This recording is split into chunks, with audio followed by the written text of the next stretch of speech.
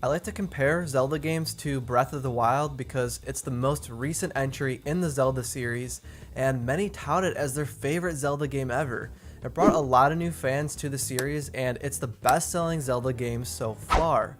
It's hard to argue that it isn't also the most ambitious one yet. Every Zelda game has different aspects that make it special.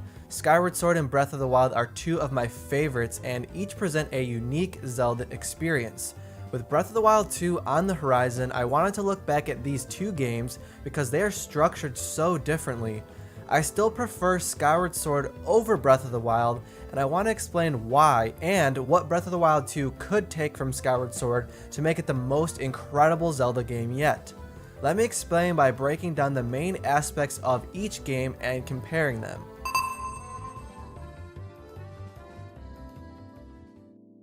As far as story and plot is concerned, Skyward Sword is the only Zelda game where they actually started the development with the story first. The writing is very well crafted, which is seen through the many heartwarming interactions between all the characters. We see full character development and deep personalities for Link and Zelda. They set off to leave their safe haven of Skyloft way up in the sky and journey down to the undiscovered land of Hyrule that many thought was just a legend. Zelda is on her path to enlightenment and realizing her role as Hylia, the goddess of time. Link has his mettle constantly challenged and his devotion to the princess continually tested. His facial expressions say it all, especially in the moments when Impa questions his valor, determination, and sheer willpower to assist Zelda on her path. Skyloft and Hyrule are home to a whole slew of characters with unique personalities, goals, and journeys of their own. I particularly love Groos's character arc. He evolves from the town bully to becoming a much needed ally to Link and Zelda, despite struggling with the fact that Zelda adores Link and not himself. Breath of the Wild feels quite opposite though. Characters are hardly seen for more than a brief moment, and they aren't so integral to the story, making them quite forgetful. We get short glimpses of Zelda through flashbacks of Link remembering his past, but the story isn't cohesive and these memories can be completely skipped. Link has no memory and we don't really see him grow and develop as a character. We are on a quest to remember his past, not learn and grow from it. So really, the story is there, but you have to go looking for it. It isn't meticulously crafted and linear like Skyward Sword. The writing in that game makes you invest yourself more in the world and the characters, in my opinion. So I know a lot of you right now are probably going to the comments and saying, but Breath of the Wild does have a story. Yes, it does. I'm not saying that it doesn't, but think of it more this way. Skyward Sword is more along the lines of reading a book. It has a full, complete story. Whereas in Breath of the Wild, it's very much similar to a game like Skyrim. There's a lot of lore and a lot of details that you can gather about the world by talking to the characters and reading books, finding items. That's kind of how the world is built. But Skyward Sword is more of a single story in itself. So that's kind of how I like to compare it, and for me, I just prefer the Skyward Sword style story rather than something like Breath of the Wild. But that's just a matter of opinion there. The last thing I'll say too is that I actually really loved the idea of memories and how they set that up. I think it actually worked really well. It's just I was craving more of that. The same reasons why Skyward Sword shines is also why it hinders the open world and freedom that Breath of the Wild offers. Being too linear is one of the biggest criticisms of Skyward Sword. But Nintendo took the exact opposite approach with Breath of the Wild. In Breath of the Wild, you're very much writing your own story. You're free to do as you please, go where you want, explore every nook and cranny, battle enemies, or just skip them completely.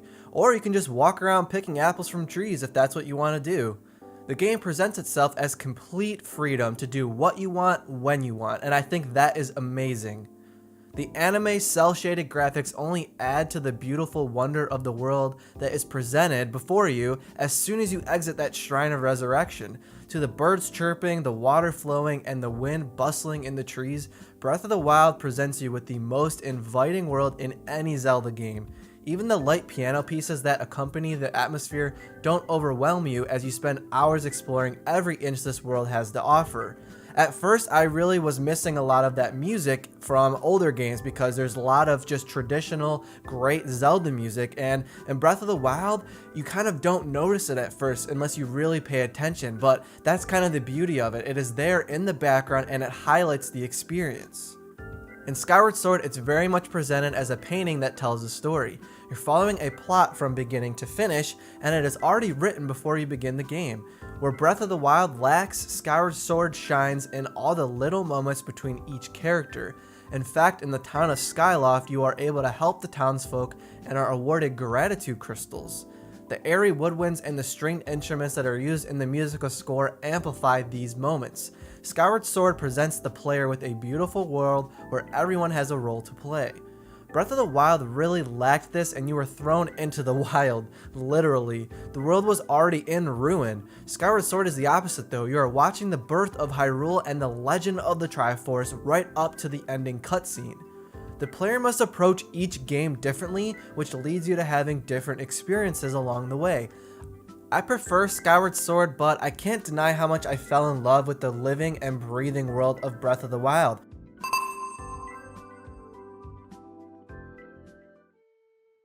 As far as gameplay goes, on the surface, a lot of people might think that these two games have basically nothing in common and they're almost completely opposite, but that's not necessarily true. Skyward Sword was actually the most transformative Zelda game of its time, which was then toppled by Breath of the Wild. However, Breath of the Wild really took a lot of ideas from Skyward Sword and actually expanded upon them. Skyward Sword is great because there are key items just like most Zelda games, and you can upgrade these items as well, which was a new feature. Breath of the Wild really lacked any key items and most of the weapons were just completely disposable. Skyward Sword only has a few potions, 5 to be exact, which can be upgraded 2 times at the most. With customizable elixirs and food, Breath of the Wild definitely has more options, but the problem here is that it actually comes off worse than Skyward Sword because of how many materials just go unused. I mean, I still have hundreds and hundreds of bokoblin teeth and keys wings that I'll just never use. Give us a full crafting system in the next Zelda game. I prefer having key items so I have an arsenal of tools to tackle any obstacle I come across, rather than frantically trying to find any weapon or stick to throw at enemies like in Breath of the Wild. The combat in both games actually strike a lot of debate in the Zelda community. Skyward Sword had divisive motion controls and Breath of the Wild had its breakable weapon system. I actually like both of these aspects because they fit each game. I do prefer the precise motion controls for combat rather than the hack and slash style and breakable weapons, but many people despise the motion controls in Skyward Sword, and when they do finally remake the game, they should definitely provide an option to use traditional controls. In my opinion though, you will miss out on an integral part of the experience. Each enemy encounter in Skyward Sword is deeply personal, in your face, and more 1v1 focused, especially when you're comparing it to Breath of the Wild. Your sword could slice in 8 different directions. Many enemies will block your attacks from different angles, which made them tougher to defeat. The bokoblins with electric swords shocked me many times over, but the point here is that this made the combat extra complex and more interesting compared to some of the other Zelda titles. Skyward Sword is truly the only Zelda game so far that has utilized motion controls in that way for sword combat. Nintendo Switch with its Joy-Cons actually provide even more accurate and precise movements compared to the Wii Motion Plus controllers. This would make the combat in Skyward Sword even better than before, as they could enhance it with the Switch. I just wasn't as big of a fan of the combat in Breath of the Wild. I completely agree that it was the right choice for this game to have breakable weapons, because without them, the core identity of the game wouldn't really exist. Surviving in the wild with whatever you can find is at the heart of this game. Learn, adapt, try new things. This is what Breath of the Wild offers with its breakable weapons and just utter freedom. What I don't like about the combat is that it's just not very interesting in comparison. Part of the problem is the lack of enemy types. Sure, the Lynel, Talos, Molduga, and other mini-boss type enemies required some strategy and are the more enjoyable enemies to fight, but what I am talking about here are the bokoblins, Lizalfos, Moblins. The game is littered with these enemies and they aren't very interesting to fight. Most bokoblins require a swift swing or two of your sword. I'm not saying I don't enjoy rushing into a bokoblin camp and lighting the place up, but I just prefer the more personal and intricate combat of Skyward Sword. Finally, let's talk replayability. I think Breath of the Wild has basically no real reason to replay it compared to a lot of the other Zelda games.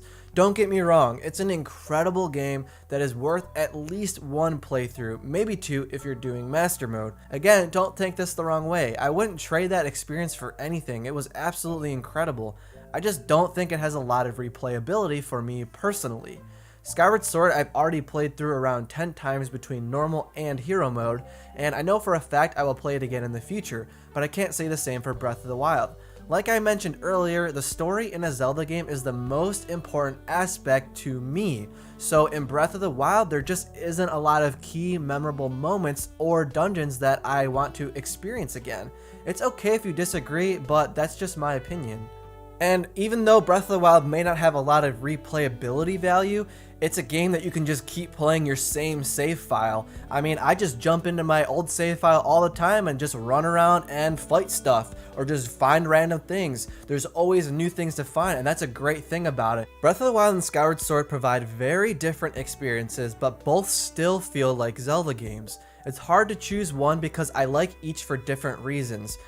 Really, I love every Zelda game. There is no Zelda game that I don't like. So it's very hard to really compare games because I like every game for specific reasons. I think that's something that's so great about the Zelda series, is that every game is a new experience. Nintendo always makes sure that every new game they create, they try and fit all the pieces of the puzzle together and use what works best for that particular game. When they're evaluating the art style, the gameplay, everything, all the mechanics that go into that, they always start from scratch, and I think that is what's so cool about Zelda. I think for me right now, since I'm craving more of a story focused Zelda game, that means that right now I really prefer Skyward Sword. But I think with Breath of the Wild 2, they are really going to take what worked in Breath of the Wild and bring back some older concepts, bring back some bigger dungeons, give us a better crafted story. I think they're gonna find the perfect balance, and we might see the best Zelda game ever. I hope the next game will continue to change our thinking about what makes a Zelda game, and provide us with another fantastic but new experience in the Zelda series.